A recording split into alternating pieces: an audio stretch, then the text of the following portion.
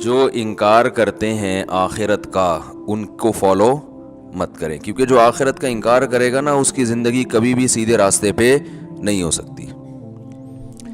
اس کو قانون سیدھے راستے پہ چلا سکتا ہے، لیکن قانون انسان کے بنائے ہوئے قانون بھی ناقص اور نگرانی بھی ناقص۔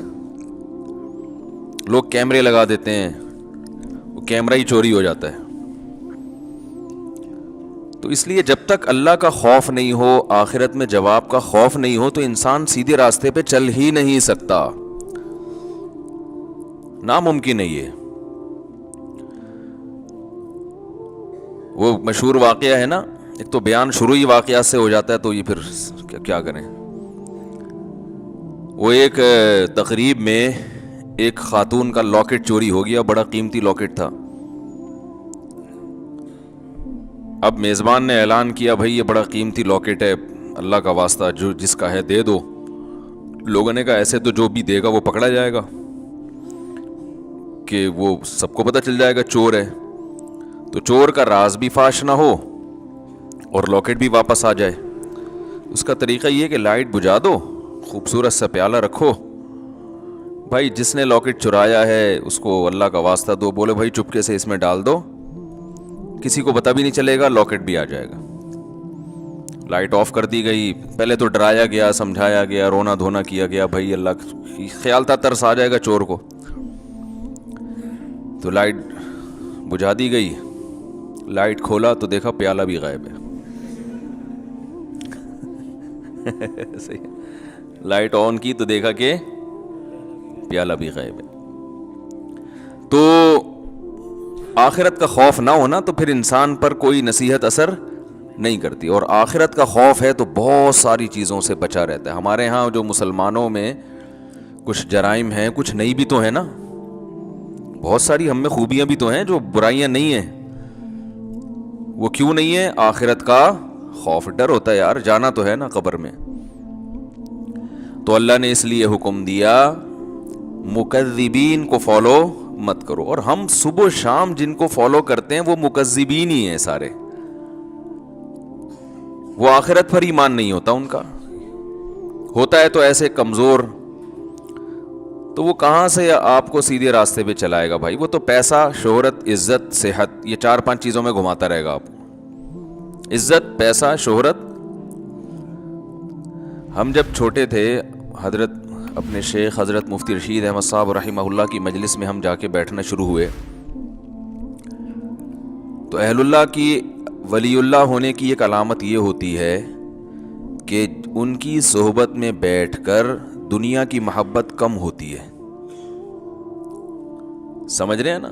دنیا کی محبت یہ اہل اللہ کی علامت ہوتی ہے۔ انسان کو زیادہ دولت، پلاٹوں، جائیداد، یہ باتیں کرنا اچھا نہیں لگتا، کام کرتے زیادہ باتیں نہیں کرتے، اس میں اس کو اچھا نہیں لگتا۔ یہ اس کی علماء مثال دیتے ہیں کہ جیسے واش روم ضرورت تو ہے، تو ضرورت سے انسان جاتا ہے واپس آتا ہے، وہاں کوئی شوق سے نہیں بیٹھتا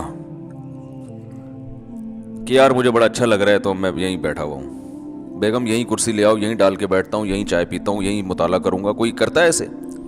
ضرورت سے جاتا ہے، بھائی نکلو۔ تو ضرورت تو ہے دنیا کی، ہر شخص کو ہے، پیٹ اللہ نے لگا دیا۔ عزت بھی ہر ایک کی خواہش ہے، عزت بھی انسان کے لیے ضروری ہے، بہت سے مصیبتوں سے بچا رہتا ہے عزت کی وجہ سے۔ صحت تو بہت ہی ضروری ہے، وہ تو ہم بھی بیانات کر چکے ہیں، اسلام کا حکم ہے صحت کی حفاظت کرو، لیکن ان چیزوں سے دل لگانے کی اجازت نہیں۔ دل بڑی قیمتی چیز ہے، یہ بہت سوچ سمجھ کے لگایا جائے گا۔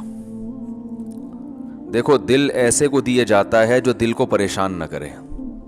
کیا خیال ہے؟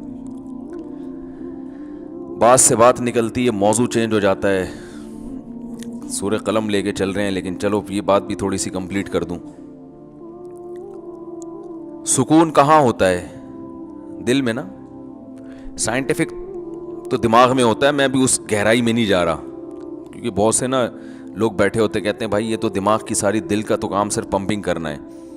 تو شریعت نے تو ہر چیز کی نسبت دل کی طرف کی ہے نا، دل میں سکون، دل میں غور و فکر کرو، تو اس کی کیا وجہ ہے یہ ایک الگ ٹاپک ہے۔ ابھی میں اس پہ چلا گیا نا کہ بھائی اسلام نے دل کو کیوں متوجہ کیا کہ ان کے سینوں میں دل نہیں ہے، یا ان کے دل سخت ہو چکے ہیں۔ سخت تو اصل میں ان کی کھوپڑی ہوئی ہوتی ہے، دماغ سخت ہو گیا ہوتا ہے، اثر نہیں ہو رہا ہوتا۔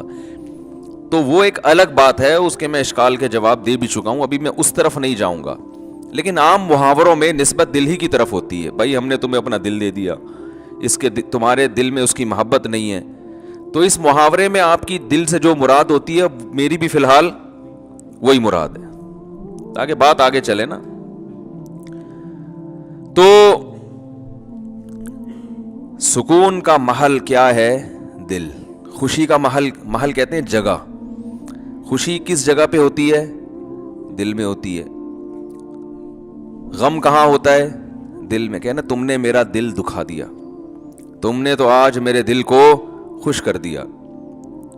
تو انسان صبح و شام سکون کے لیے کوششیں کرتا ہے, خوشی کے لیے کوششیں کرتا ہے. تو خوشی کے لیے انسان کی جو کوششیں ہوتی ہیں, تو جب ان کوششوں میں کامیاب ہوتا ہے تو خوشی محسوس کہاں ہوتی ہے؟ دل. تو پتہ یہ چلا, دیکھیں انسان خوش ہوتا ہے اپنی محبوب چیز کے ملنے سے, ایسا ہی ہے نا. تو دل کب خوش ہوگا؟ جب دل کو اس کی محبوب چیز ملے گی. دل چاہ رہا ہے یہ کھا لو, کھاؤ گے تو خوش ہو جاؤ گے. دل چاہ رہا ہے یہ کر لو, وہ کام کر لیا تو خوش ہو جاؤ گے. دل چاہ رہا ہے کہ یہ چیز مل جائے, گاڑی مل جائے, مل جاتی ہے تو دل کیا ہوتا ہے؟ خوش ہوتا ہے. تو سارا جو مسئلہ ہے نا وہ ہے دل کا. تو یاد رکھیں کہ دل کو خوش کرنے کے لیے یہ ضروری ہے کہ اس کو اس کی محبوب چیز ملے. تو جن چیزوں سے دل کو پہلے سے محبت ہے نا, وہ انسان کو ملتی نہیں ہے. ٹینشن والا مسئلہ یہ ہے. آپ کہیں بھائی جو اتنے لوگ خوش ہوتے ہیں ان کو ان کی دل کی پسندیدہ چیزیں مل جاتی ہیں تبھی تو خوش ہوتے ہیں نا. بھائی مسئلہ ایک دل میں بہت بڑا فالٹ یہ ہے کہ اسے اس کی جب محبوب چیز ملتی ہے تو اس کے دل میں اس سے زیادہ کی خواہش پیدا ہو چکی ہوتی ہے. سمجھ رہے ہیں بات کو؟ لہذا یہ پہلی مرتبہ میں تو اس سے خوش ہوتا ہے, اس کے بعد پھر یہ اس سے خوش نہیں ہوتا, اس سے زیادہ مانگتا ہے. ہمارے ایک دوست ہیں, اللہ نے ان کو مالی وسعت دی, وہ ایک زمانے میں بڑی غربت تھی, تو مجھے اپنا واقعہ بتا رہے تھے کہ یار جب ہم غریب تھے, مدرسے میں پڑھتے تھے, کہتے ہیں تو میں نے اس وقت کہیں سے ہمیں یاد ہے ایک پراٹھا آ گیا کہیں صبح ناشتے میں سوکھی روٹی ملتی تھی. تو کہہ رہے ہیں وہ پراٹھے کے نا ہم سب طلبہ نے ٹکڑے کیے, ایک ایک ٹکڑا, ایک ایک پراٹھا سب کو ملا, یعنی پراٹھے کا ایک ایک ٹکڑا سب کو ملا. کہہ رہے ہیں یار اس وقت اس میں اتنی خوشی سے ہم نے وہ ٹکڑا کھایا ہے کہ اب انڈے مکھن میں وہ مزہ نہیں آتا. وجہ کیا ہے؟ اس وقت غربت تھی, اس وقت پراٹھے کی محبت تھی. یار صبح روٹی کھا رہے ہیں, کسی دن پراٹھا مل جائے تو ایک ٹکڑا ملا تو دل اتنا خوش ہوا جتنا کوئی ڈیفنس کلفٹن میں رہنے والا مکھن کباب پہ خوش نہیں ہوتا. تو کہنے لگا یار اب تو سب کچھ مل رہا ہے لیکن وہ خوشی نہیں ہوتی. تو وجہ کیا ہے بھائی؟ جب اس سے کم مل رہا تھا تو دل میں پراٹھے کی خواہش تھی, جب پراٹھا ملنا شروع ہو گیا تو اب خواہشات اس سے.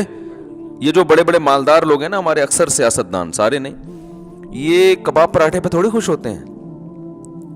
ان کو آپ بریانی کھلا دو, ان کو سیخ کباب کھلا دو, ملائی کیا, یہ تو غریبوں کے کھانے ہیں.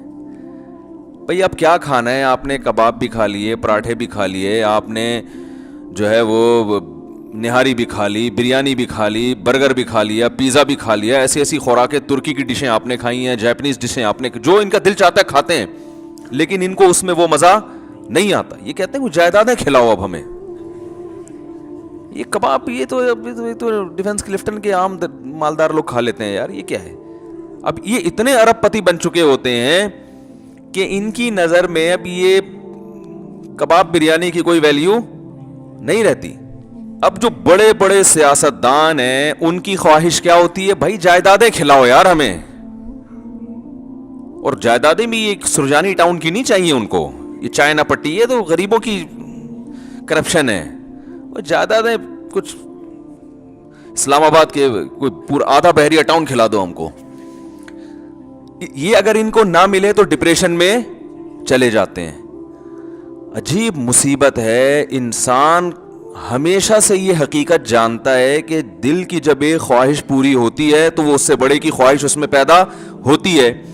تو یہ عجیب بات ہے کہ یہ تو کبھی خوش ہو ہی نہیں سکتا. یہ ایک ایسی حقیقت ہے جس کو ساری دنیا کے سارے ماہرین مانتے ہیں, لیکن پھر بھی وہ دنیا سے محبت کرتے ہیں. تو بتاؤ کبھی ایسے دل کو سکون مل سکتا ہے؟ آج آپ کی خواہش یہ مل جائے تو جب وہ ملے گا نا تو اس سے آگے کی خواہش پیدا ہو چکی ہوگی, پھر اس سے آگے کی پیدا ہو چکی ہوگی.